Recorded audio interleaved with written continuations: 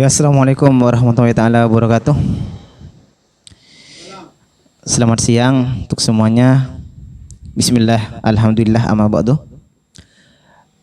Alhamdulillah pada kesempatan saat ini kita bisa bertemu kembali dalam diskusi mingguan komunitas Simposium dalam suatu genre diskusi filsafat ekonomi, yang mana tokoh yang akan kita bahas itu adalah Walt Whitman Rostow. Tokoh yang dikenal sebagai bapak pertumbuhan ekonomi. Namun sebelum lebih jauh membahas tentang teori-teori dari Rostow, alangkah lebih baiknya kita kenalan terlebih dahulu. Sedikit banyak kita harus tahu.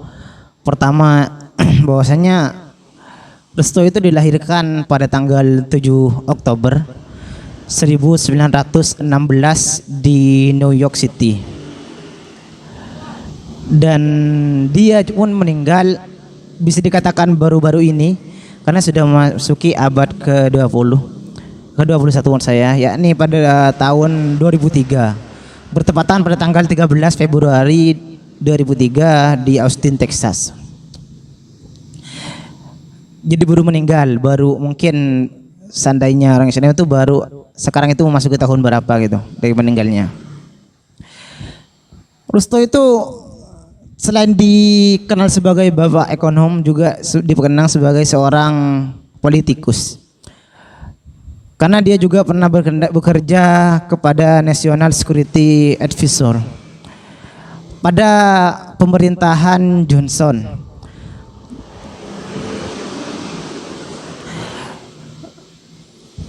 Bahkan kiprah dari Rostow ini bisa dikatakan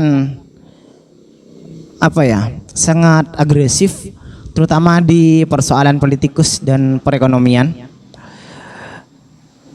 Di antara perannya, dia tuh pernah ikut dalam pembentukan kebijakan Amerika di Asia Tenggara, bertepatan itu pada tahun 1960, yang mana pada kebijakan yang dimaksud itu adalah intervensi militer Amerika dalam perang Vietnam, yang tidak lain, intervensi ini nanti akan erat kaitannya dengan teori yang kita bahas nanti, karena Rostow juga dikenal sebagai bapak kapitalis, dan karena kebijakan inilah yang membuat dia itu menjadi musuh dari para komunis. Oke. Rostow itu adalah pernah menempuh pendidikan di Yale University, Balliol College dan Oxford. Dia berasal dari keluarga Yahudi, tepatnya Yahudi Rusia ya. Iya, persoalan Zionis atau lainnya itu saya kurang tahu. Kita baca dari beberapa gerakan yang dibangun olehnya.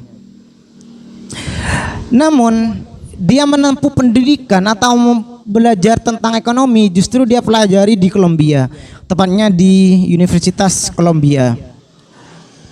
Bahkan saat Perang Dunia pun, saat itu Rostow tengah bekerja di kantor pelayanan yang strategis, yang mana kantor itu berada di bawah William Joseph Donovan. Rostow bahkan lebih dikenal sebagai bapak sejarawan ekonomi, MIT, Massachusetts Institute of Technology. Bahkan di antara kiprahnya, dia justru juga membantu Amerika Serikat meningkatkan bantuan ke luar negeri untuk penyebaran pertumbuhan ekonomi kapitalis. Nah, sudah mulai terungkap kenapa para kaum komunis atau para orang-orang komunis justru memusuhi Rostow. Ini di antara gerakannya. Ya, ada apa?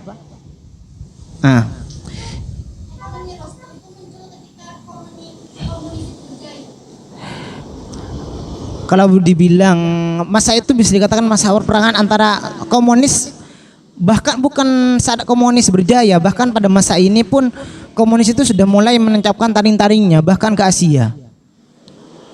pada masa itu. Nah, masih subur-suburnya Uni Soviet. Ini pasca perang kalau lahirnya sih pada tahun 1960.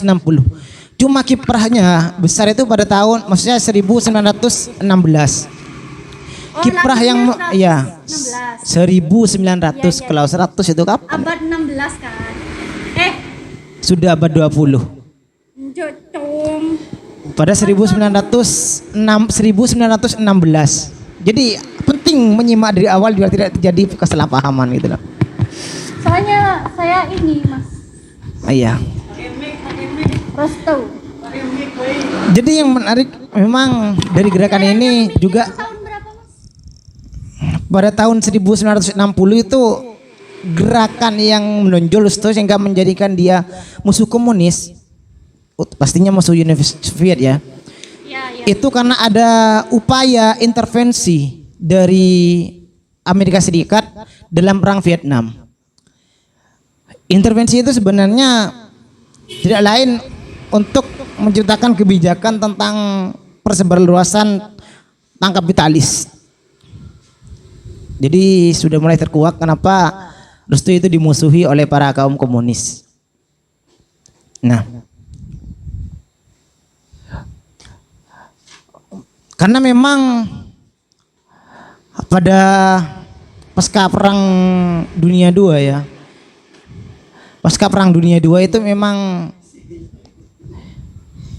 upaya komunis itu ingin menancapkan akar-akarnya taring-taringnya ke berbagai belahan negara. Itu memang tengah digencar-gencarnya. Nah, dari beberapa seorang ekonom saya yang dipandang sebagai bapak pertumbuhan ekonomi, itu memang berbicara tentang berapa tahap atau proses pertumbuhan. Itu banyak, ada yang menyebutkan 3. Cuma yang terbanyak itu memang punya restu, berbicara tentang pertumbuhan ekonomi. Yang mana saat kita menyinggung tentang pertumbuhan ekonomi, maka kita berbicara beranjaknya satu perekonomian daerah atau negara menjadi lebih baik. Maka berbicara tentang pertumbuhan ekonomi itu di sana titik poinnya. Apa saja sih poin yang ditawarkan oleh Restu itu?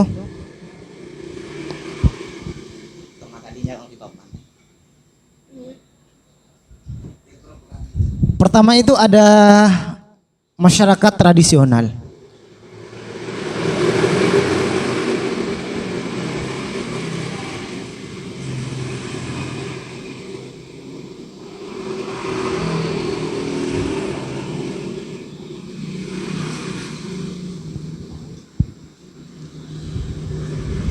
Jadi beberapa tahap atau proses pertumbuhan ekonomi bagi Restu itu ada 5. Yang pertama itu adalah masyarakat tradisional.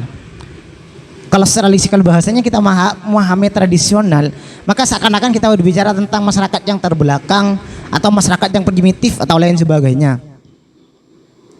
Karena memang di sini di antara ciri-ciri dari masyarakat tradisional Restu itu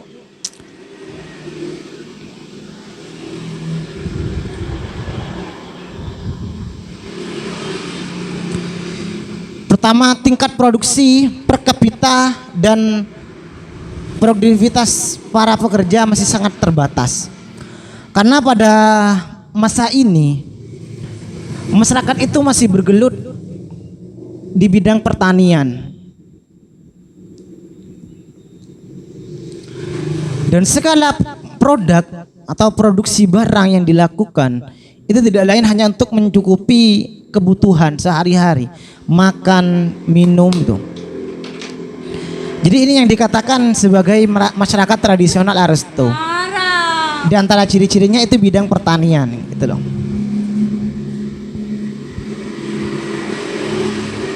Kenapa dikatakan sebagai pekerja masih sangat terbatas?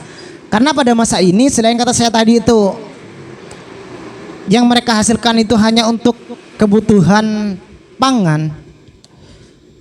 Pada masa ini tidak ada kemajuan industri.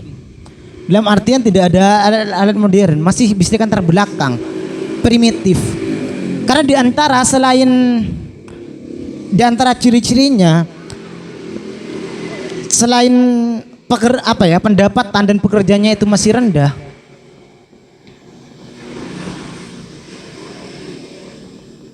produk masih rendah, justru pada masa ini juga, pada fase masyarakat tradisional ini, struktur sosial dalam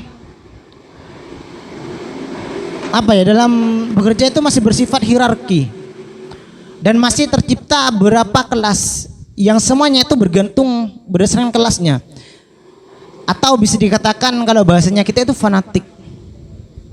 Jadi yang hierarkinya. Fanatik terhadap hierarkinya. Iya. Karena ketergantungan terhadap kelas atau suku dan aliran lain sebagainya, mereka itu bekerjanya atas nama itu. Kalau misalnya seandainya di Indonesia, kalau suku Madura, ya yang kita pahami itu hanya sebatas orang Madura dengan karakteristiknya, misalnya bertani dengan mata pencaharian utamanya itu.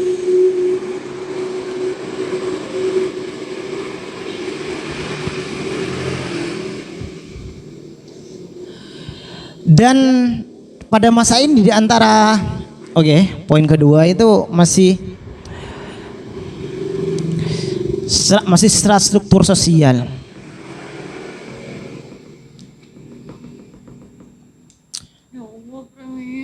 Ini biasa tulisannya harus tuh masa lalu.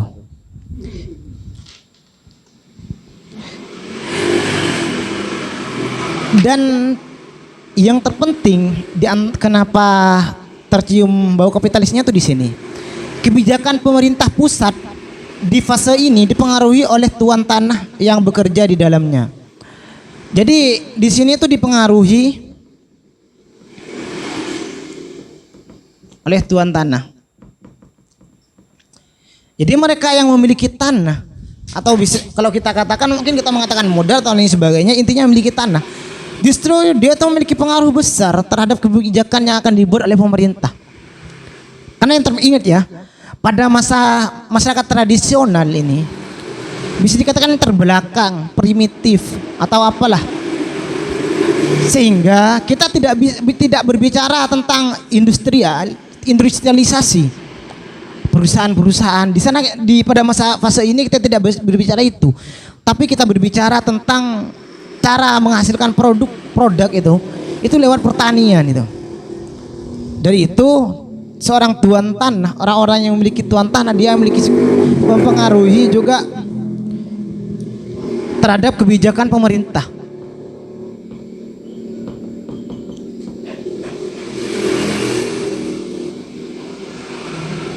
Oke.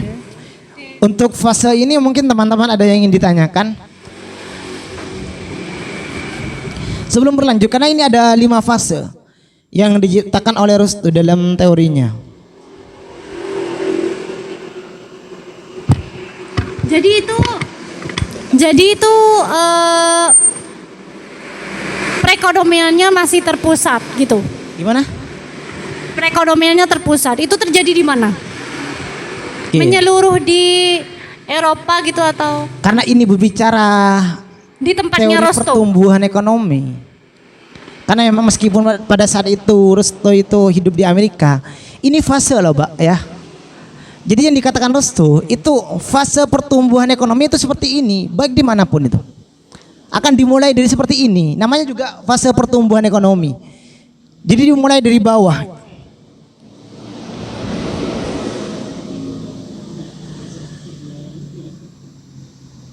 Oke, ada lagi teman-teman? Sebelum saya beranjak ke poin kedua.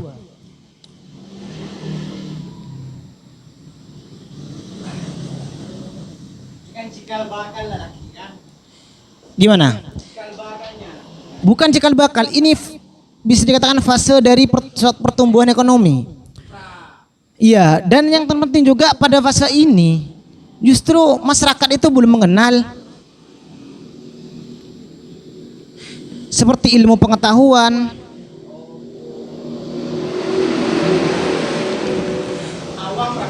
makanya saya katakan pada fase ini yang dikatakan Restu sebagai masyarakat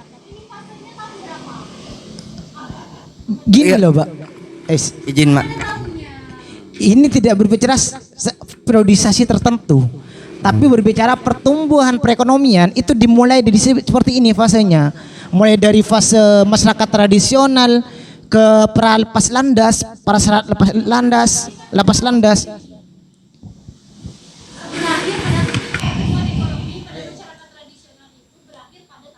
Oke, saya kasih gambaran ini. Pakai mic.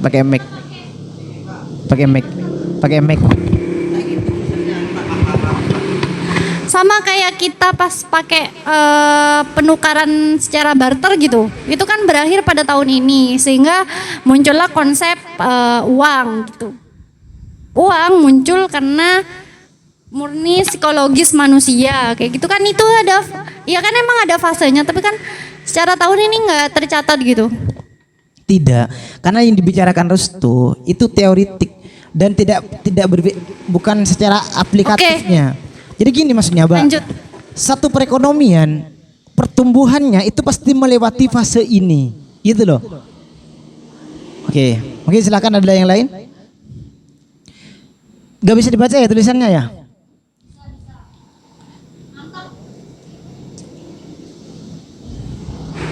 Mungkin saya ingin bertanya secara mendasar ya.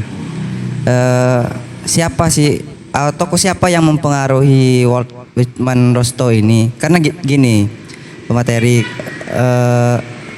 untuk kan spirit dasar yang dari Walt Whitman Rostow ini berangkat dari spirit pertumbuhan tradisional kan, masyarakat tradisional, melihat masyarakat, lingkup masyarakatnya.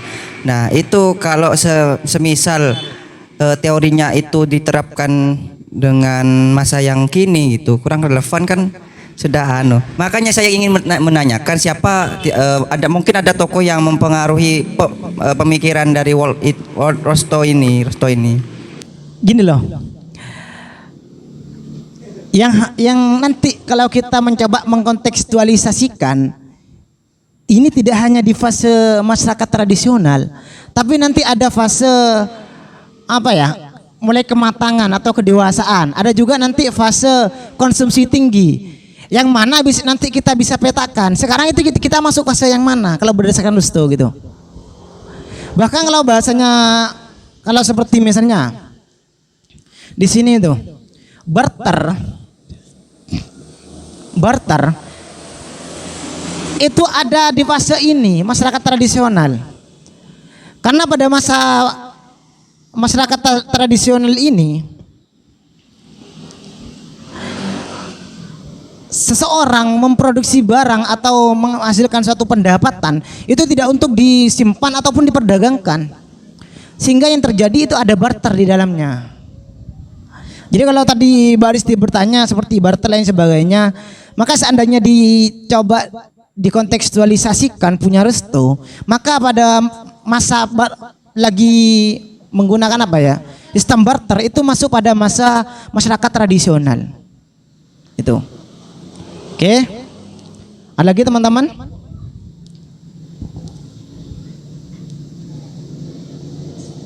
Lanjut ya ke poin 2.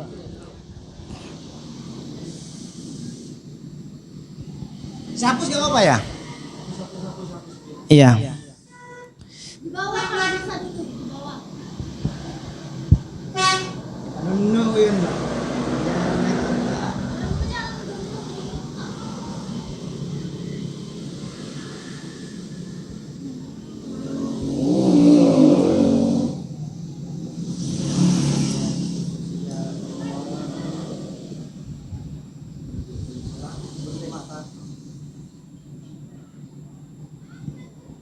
Nah, kalau di para kondisi lepas landas, di antara karakteristik umumnya, jika sebelumnya pada masyarakat tradisional itu masih primitif, misalnya di sini ini kita primitif, tertinggal atau lain sebagainya, Justru saat memasuki prakondisi lepas landas, pada masa ini tuh sudah mulai mengenal teknologi atau sudah mulai ada industrialisasi. Sehingga di antara syarat pada masa ini itu sudah mulai berdiri, masih mulai ya, mulai berdiri, bukan sudah. Jadi masih mulai berdiri perusahaan industri.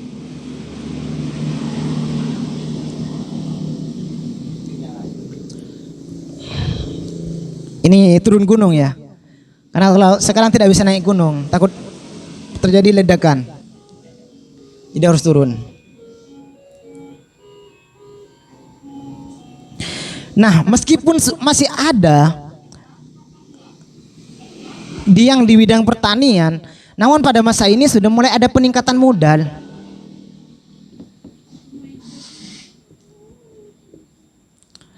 Nah, sudah mulai ada peningkatan modal pada masa ini.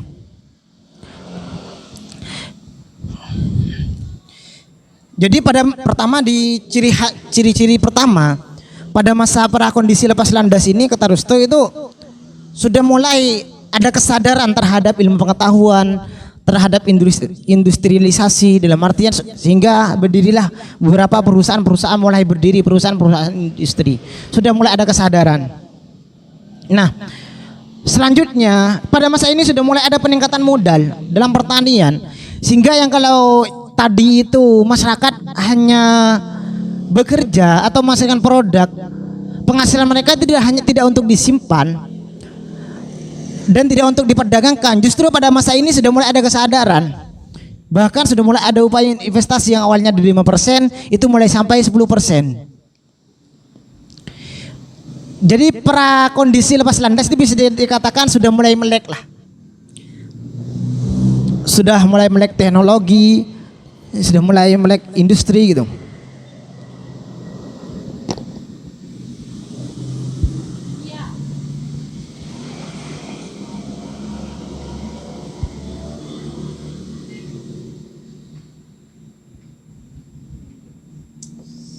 Ini spidolnya kurang ya.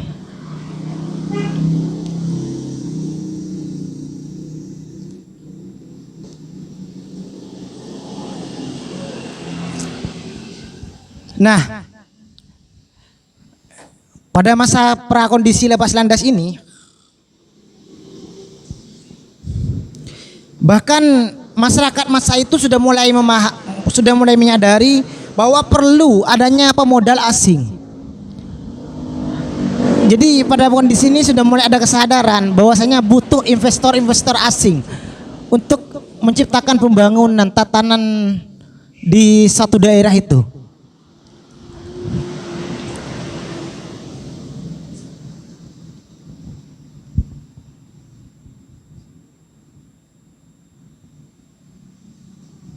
Jadi pada masa ini pun juga terjadi penaikan modal yang awalnya 5% itu sudah mulai naik sampai 10%.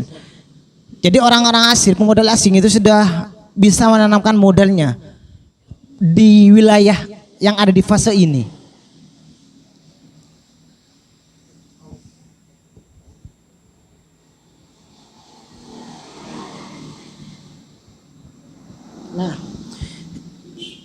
Nah,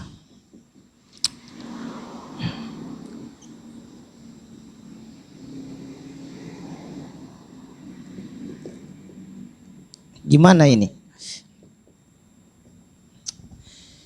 Jadi pada masa ini juga kita bisa dikatakan bermain bandingan antara fase kedua dan pertama. Pada masa ini juga seperti tabungan dan investasi itu sudah mulai peningkatan.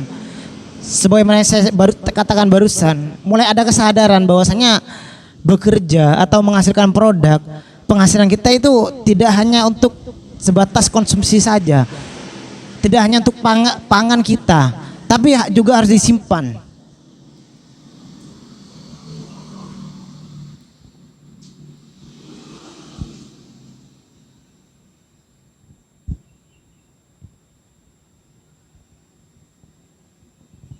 Namun syarat pada masa ini bisa dikatakan negatifnya, ada pasti ada gangguan, gejala-gejala yang ada itu bisa dipengaruhi oleh pihak luar. Karena sudah mulai ada campur tangan orang luar, di mana dengan upaya penanaman modal tadi.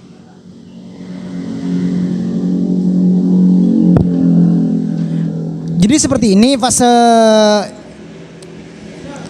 pertumbuhan ekonomi dari Rusto. Mungkin teman-teman ada pertanyaan atau ada yang perlu kita diskusikan dari poin kedua ini? Di fase prakondisi lepas landas. Yang digambar pihak luar. Ya.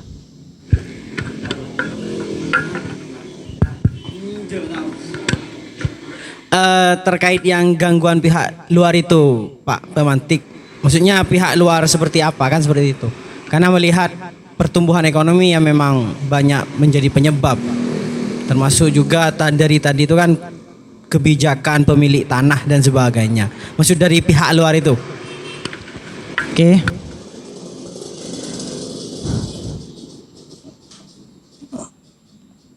Kita berbicara tentang perekonomian.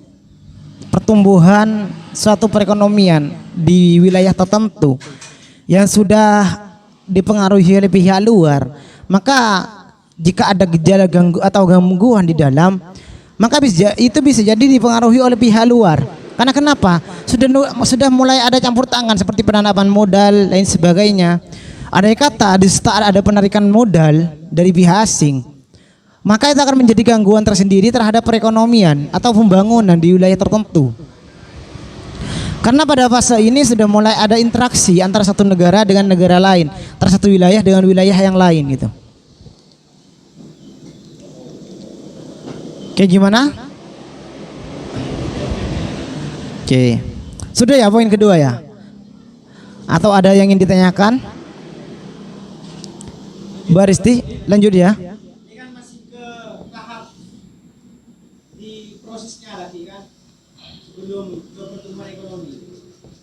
Lah ini sudah tahap.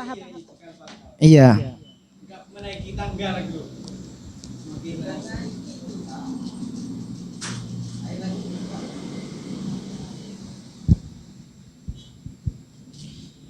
Jika tadi itu ada prakondisi lepas landas, sekarang ada di kondisi lepas landas. Macam pesawat.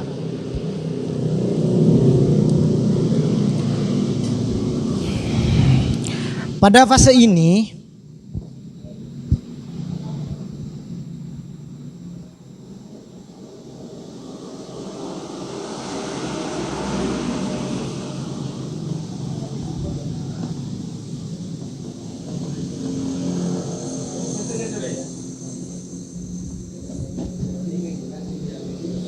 jika pada fase sebelumnya sudah mulai berdiri perusahaan-perusahaan industri, maka pada fase lepas landas perusahaan industri itu semakin berkembang, terjadi perkembangan yang melesat pada masa ini.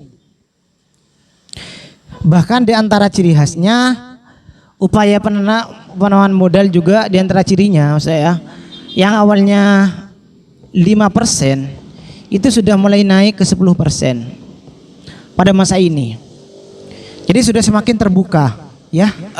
Yang membuat kebijakan itu kan pasti adanya kebijakan nih, Pak Pemantik. Jadi yang awalnya 5%, oke, kita imbas karena terjadi perkembangan industri ya kan.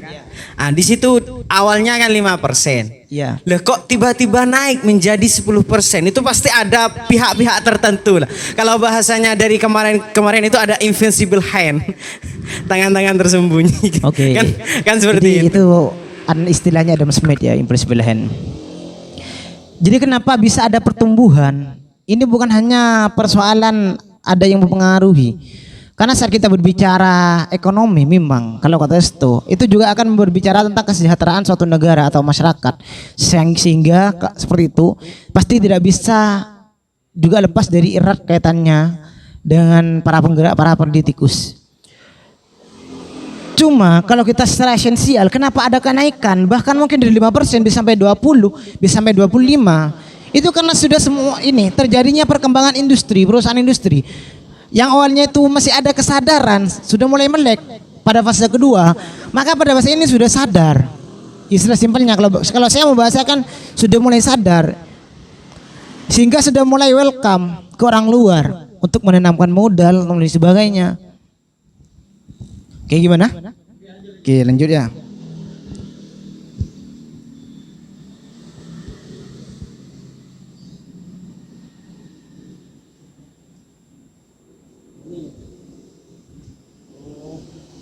Dari politikus ya, kampret politikus. Ini Banyak pengangguran ya, yang politik.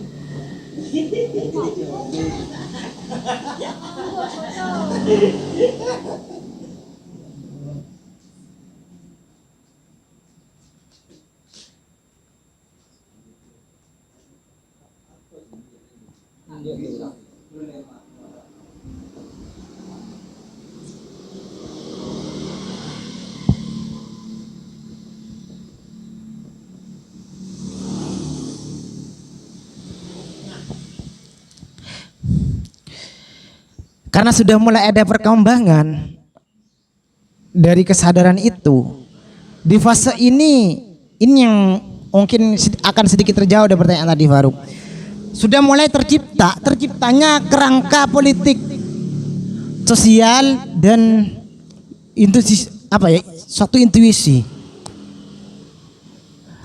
Maksudnya institusional ya. Pada masa ini pun sudah mulai ada kerangka politik, terciptanya kerangka politik sosial. Karena sekali lagi saat berbicara ekonomi itu tidak bisa dikatakan tidak bisa kalau dalam ketatanegaraan lepas dari politik. Karena sudah mulai ada perkembangan, maka mulai terciptalah suatu kerangka politik. Mulai ada kesadaran, mulai ada upaya, mulai ada kepentingan kelompok, individu atau lain sebagainya. Dan juga terciptanya kerangka sosial. Dari ini maka mulai akan tercipta beberapa kelas di dalamnya. Nanti mungkin teman-teman nanti akan berbicara karena teori ini sedikit bocoran. Agak mirip dengan pemikiran Marx. Dan kita bisa diskusikan nanti.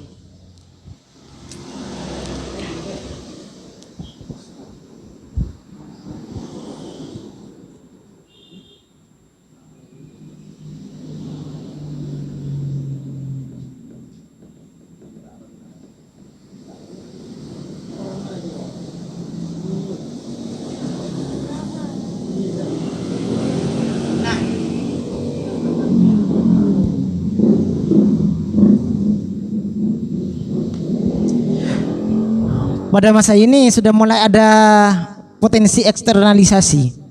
Udah ada pengenalan seperti ekspor dan impor. Sehingga karena itulah pertumbuhan ekonomi terus berkelanjutan di fase ini. Jadi teman-teman mungkin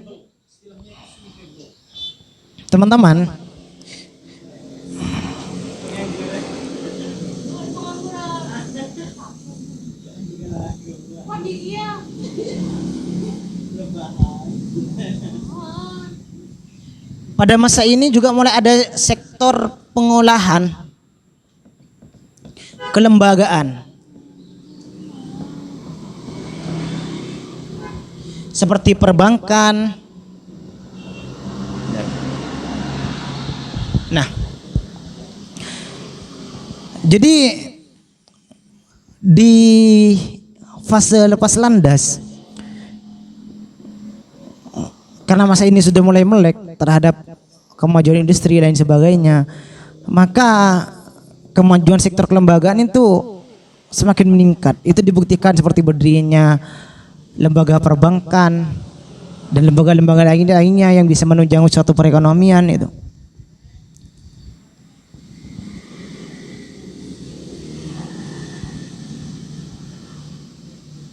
Dan ini menjadi bagian dari penentu bahwasanya pada masa ini itu sudah benar-benar beranjak dari masa masyarakat tradisional. Karena pada masa ini di antara cirinya itu adalah pertanian atau seorang yang bekerja di sektor pertanian itu justru sudah mulai menurun minatnya. Jadi kalau di masa tradisional tadi itu sektor utamanya itu adalah sektor pertanian, maka pada masa ini itu sektor pertanian sudah mulai menurun. Oke. Jadi seperti ini di fase ketiga lepas landas. Ada yang ingin ditanyakan atau ada yang ingin menanggapi di teman-teman di fase ini? Jangka itu berapa tahun?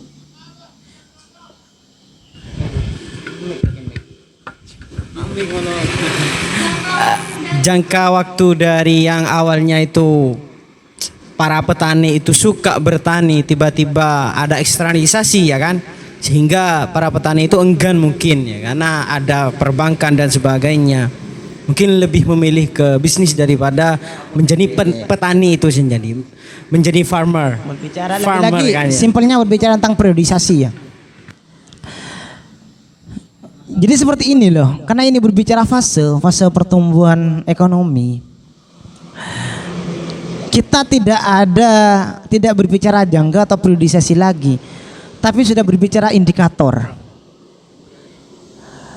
Suatu wilayah bisa dikatakan pindah dari masyarakat tradisional menuju prakondisi lepas landas manakala memenuhi indikasi ini. Sudah terindikasi seperti ini.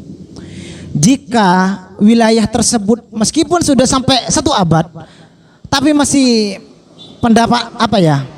masih primitif, tidak mengenal teknologi, maka mereka tetap bertahan di fase masyarakat tradisional. Jadi apa yang menjadi penentu dari ini semua, semakin cepat pertumbuhan ekonomi di suatu wilayah, maka juga akan semakin mempercepat perpindahan dari fase-fase ini. Karena bisa jadi suatu wilayah hanya perlu 1 tahun untuk pindah dari fase masyarakat tradisional. Bisa kita lihat misalnya di beberapa sejarah negara mereka yang masih berkelanjutan atau bertahan di fase masyarakat tradisional itu berapa tahun, bahkan ada wilayah yang misalnya seperti pasca Perang Dunia II itu seperti Amerika kan langsung menjadi negara adidaya. Mereka seakan-akan sudah masuk ke masyarakat kondisi di poin terakhir nanti. Jadi seberapa cepat pertumbuhan ekonomi di suatu wilayah itu menentukan percepatan perpindahan dari berapa fase ini. Bisa jadi satu wilayah bisa jadi 1 abad di fase masyarakat tradisional jika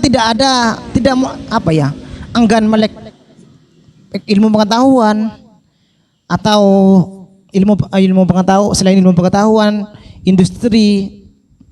Intinya mereka tidak ada upaya untuk inovasi baru gitu. Oke, ada tanggapan? Kalau yang sengaja menutup diri dari pertumbuhan ekonomi. Jadi hubungan masyarakat. Ayo. Kalau nggak pakai mic saya agak tanggapi. Hubungan masyarakat. Enggak sih, lanjut Mas. Enjoy the season. Do the rest. Main, lanjut.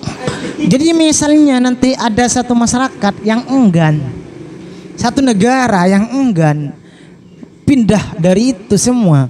Dan indikator, tinggal lihat mereka itu secara ciri-ciri atau secara indikasi mereka masuk yang mana. Jangan-jangan mereka masih ada di fase masyarakat tradisional. Masih ada nggak sekarang negara yang masih ada di fase itu? Nggak ada. Nggak ada. Semua nggak ada kan. Cuma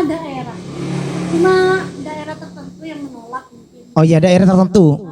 Jadi berarti di daerah itu masih ada di fase pertama. Kalau berdasarkan restu, iya. Tapi enggak Mas, fase kedua.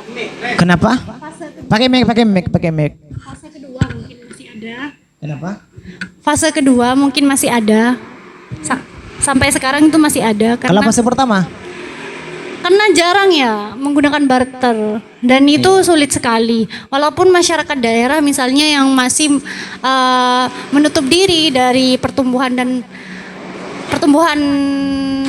suatu perekonomian, mungkin menolak adanya industrialisasi di daerahnya, tapi itu masih menggunakan uang, mata uang yang berlaku di negaranya gitu. Semoga saja meskipun tidak menutup kemungkinan Ya. ada beberapa suku yang mungkin di pedalaman Masih hutan, menggunakan barter masih gitu ya. barter atau mereka membuka usaha gitu hanya untuk pangan, tidak Tapi- untuk disimpan atau Tapi diperdagangkan. tapi untuk keseluruhan itu tetap membutuhkan uang, mata uang Iya. negaranya. Ya.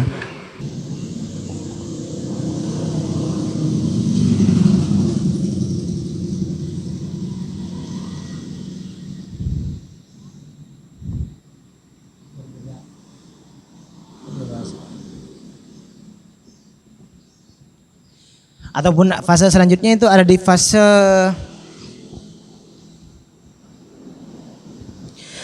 fase bergerak kedewasaan. Jadi sudah mulai dewasa.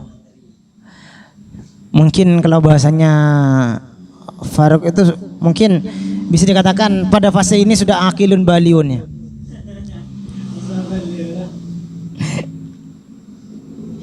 Nah, pada fase ini sudah mulai berbicara pertumbuhan ya.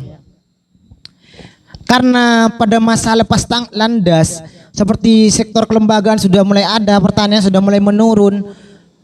Pas sudah ada mulai potensi eksternalisasi, terjadi perkembangan industri. Maka di antara ciri khasnya pada ini pertumbuhan ekonomi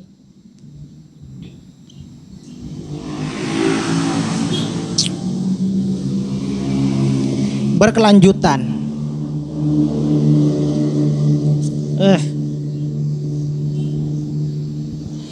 Jadi di fase keempat ini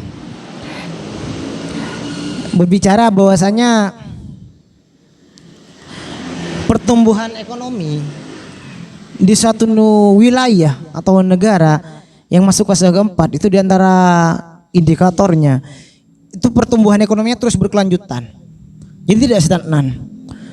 Seperti tadi lembaga perbankan semakin di antara ciri khasnya misalnya sudah mulai semakin meluasnya perusahaan-perusahaan industri.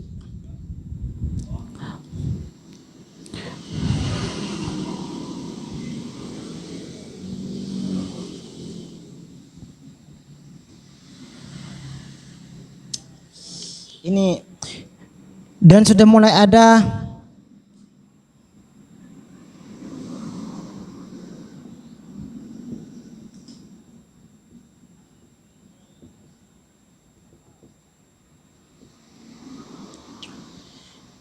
di fase keempat ini pembangunan teknologi itu sudah mulai meluas. Jadi tidak hanya sebatas sadar, tapi pada fase ini itu sudah bukan hanya kesadaran secara personal, tapi sudah mulai kesadaran secara komunal. Teknologi, pembangunan teknologi itu sudah mulai meluas. Jadi yang kita bicarakan seperti kemarin AI itu, AI ya, itu sudah mulai menyebar luas di satu wilayah. Itu menandakan bahwasanya wilayah tersebut atau negara tersebut itu ada di fase bergerak kedewasaan.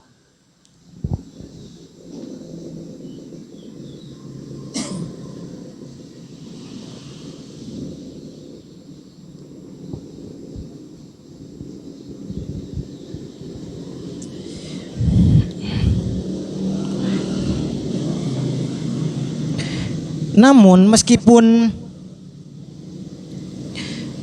pertumbuhan ekonomi terus berkelanjutan, tidak pada fase ini juga tidak bisa dinafikan bahwasanya namanya juga ekonomi, sifat perekonomian itu semakin nampak. Seperti sudah mulai terjadinya seperti perekonomian itu fluktuatif, tidak menentu. Tidak menentu, kadang-kala harga itu tinggi, rendah. Sehingga pada masa ini juga kita akan mengenal yang namanya inflasi.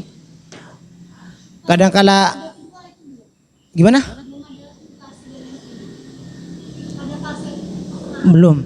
Karena pada masa ini sudah mulai ada pertumbuhan yang tadi eksternalisasi Dan sekarang ini sudah berkelanjutan, nanti akan mengenal seperti proses ekspor dan impor pada fase keempat ini.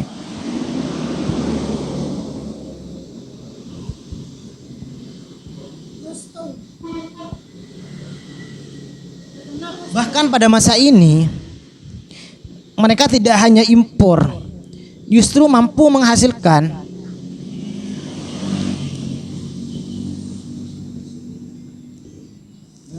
sendiri. Jadi juga sebelumnya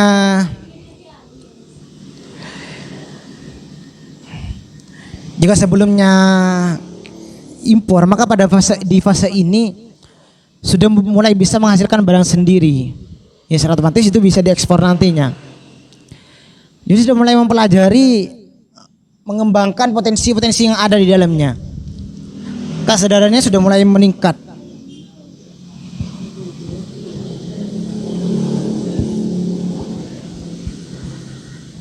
Dan yang memang menjadi sorotan pada masa ini itu adalah investasi dan tabungan. Jadi ini akan saya perjelas biar nanti Faruk tidak bertanya apakah ada orang yang berkepentingan sehingga ingin naik gitu. Investasi dan tabungan itu sudah mulai meningkat dari 10% sampai 20% dari pendapatan negara, dari pendapatan umumnya, pendapatan nasional. Nah, jadi kenaikan ini bukan karena ada kepentingan atau lain sebagainya. Jadi kita berbicara tentang persentase terhadap mobilan. Jadi pada fase ini kita berbicara tentang ini berbicara persentase pendapatan suatu negara. Jadi tadi itu jika yang disumbangkan itu awalnya 5% terhadap pendapatan nasional, itu meningkat 10%, maka pada fase yang keempat ini sudah semakin meningkat. Yang awalnya hanya 10% ini beranjak ke 20%. Persentase investasi dan tabungan terhadap pendapatan nasional itu.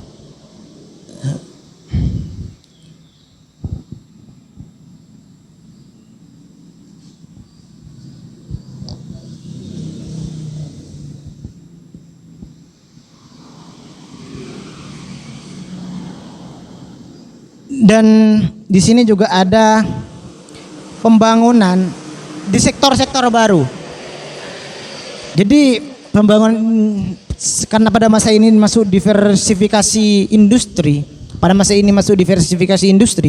maka pembangunan dari berbagai sektor-sektor itu tidak hanya di sektor-sektor perekonomian. Ini berimbas seperti sektor politik, ketenagaraan, karena sudah masuk ke fase bergerak kedewasaan. Mungkin di poin ini atau di fase keempat ini ada yang ingin ditanyakan? Teman-teman? Pertanyaan aman kipas.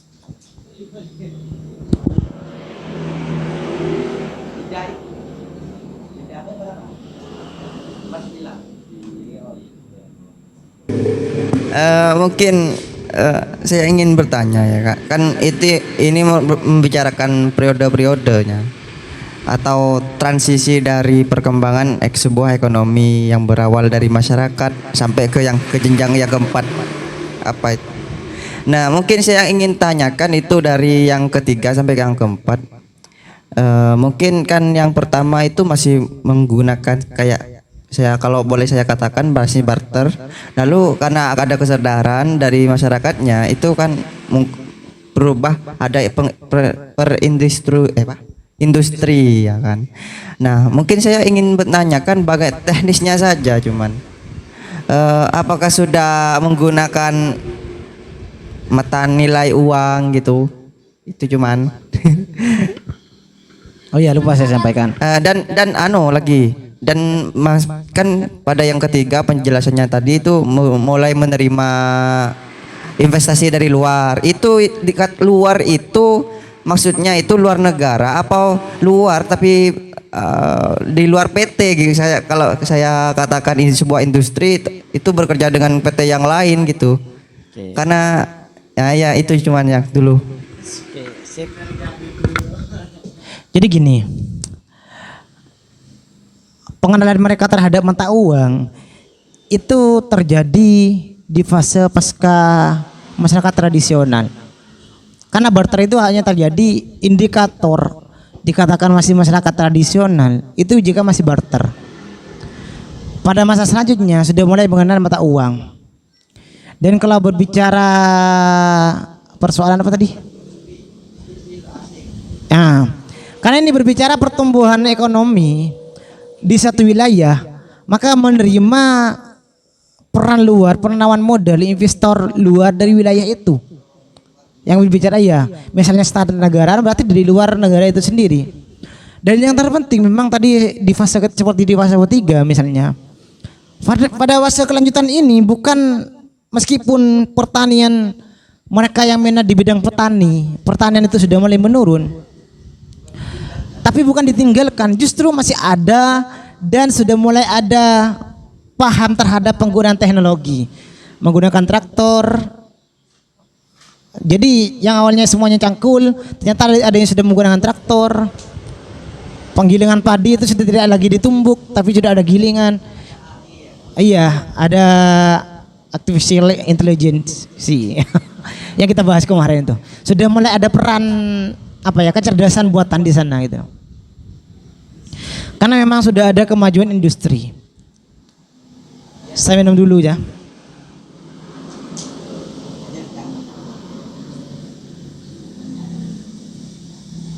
Seger ya. Saya saranin nanti kalau diskusi kita minum susu jahe ya. Iya. Lagi buatan Helena. Dijamin sehat. Jadi fase keempat ada pertanyaan teman-teman? Oh iya.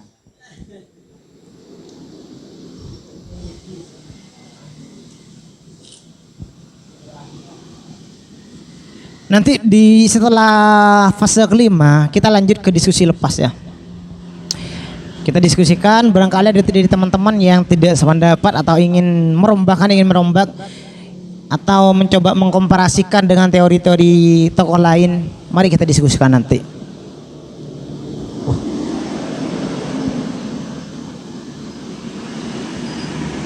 Woi. Ternyata spidolnya sudah tidak bisa diajak perang.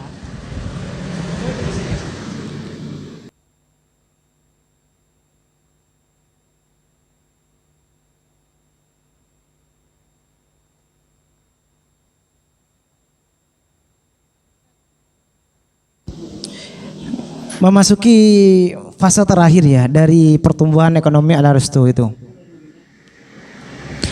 Bahwa ini ada di fase konsumsi massal tinggi. Pada fase ini sebagaimana sebelumnya itu ada beberapa indikator bahwa sekiranya suatu wilayah itu dikatakan masuk pada fase ini.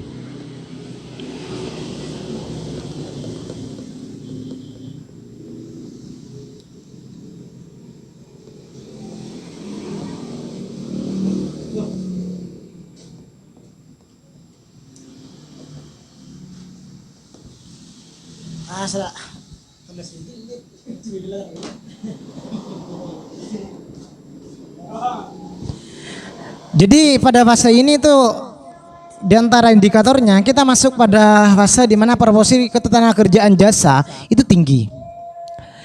Jadi sudah mulai pada fase ini perusahaan-perusahaan seperti ketenagaan jasa, kalau kita kenal seperti Grab, Gojek sekarang, atau Shopee yang misalnya intinya segala industri atau ketenagakerjaan yang persoalan jasa itu menandakan fase ini sudah masuk ke wilayah itu masuk konsumsi massal tinggi. Itu pun jika memang tinggi, kalau cuma bisa dikatakan hanya sedikit, itu masih semi fase konsumsi massal tinggi.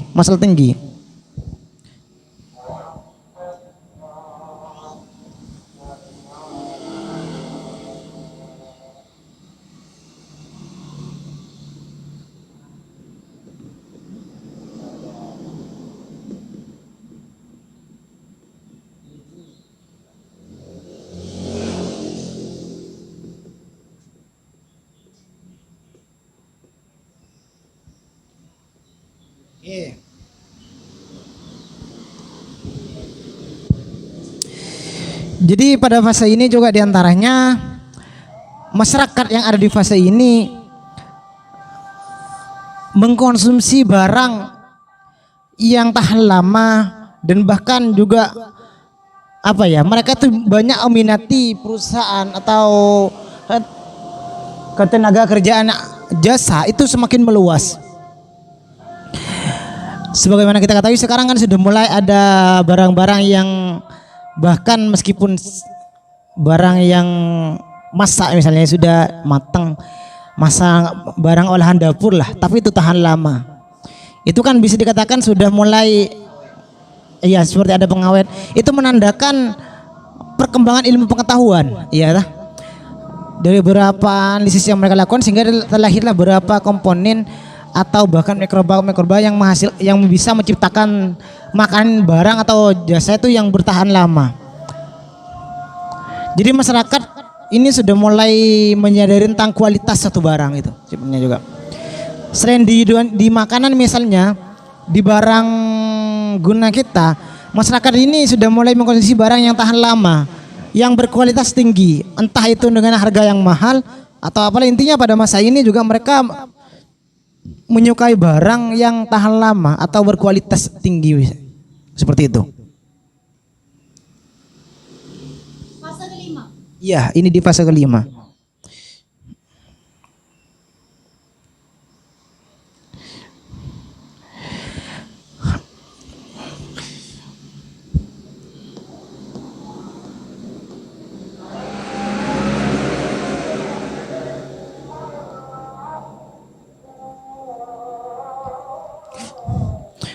Nah, loh,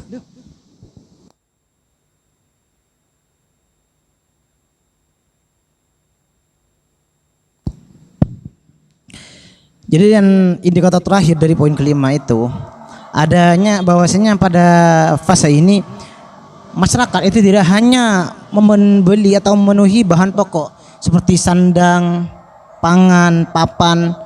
Jadi mereka sudah mulai berinvestasi, sudah mulai membeli beberapa hal yang mungkin kita katakan itu bukan hanya kebutuhan hidup, tapi seperti gaya hidup. Pada masa ini kesejahteraan ekonomi itu sudah mulai nampak, sudah mulai meningkat. Seperti angka kemiskinan itu sudah menurun. Namun dari kesemuanya, dari pertumbuhan ekonomi dan perilaku ekonomi, justru Rostoy itu mengatakan bahwasanya ada macam-macam tujuan seorang itu dalam berinteraksi ekonomi. Ada yang memang untuk memperbesar atau memperluas kekuasaan. Jadi seorang itu memang menjadi pelaku ekonomi itu biasanya karena motif ingin memperbesar kekuasaan atau bahkan memperluas kekuasaan. Dengan pemahaman semakin besar kekayaan dimiliki, maka pengaruhnya juga akan semakin besar. Ini di antara tujuan atau motif seorang itu, kalau kata Restu, yang menjadi tujuan seorang itu bersaing dari perekonomian. Jadi tidak lain pertama untuk memperbesar atau memperluas kekuasaan.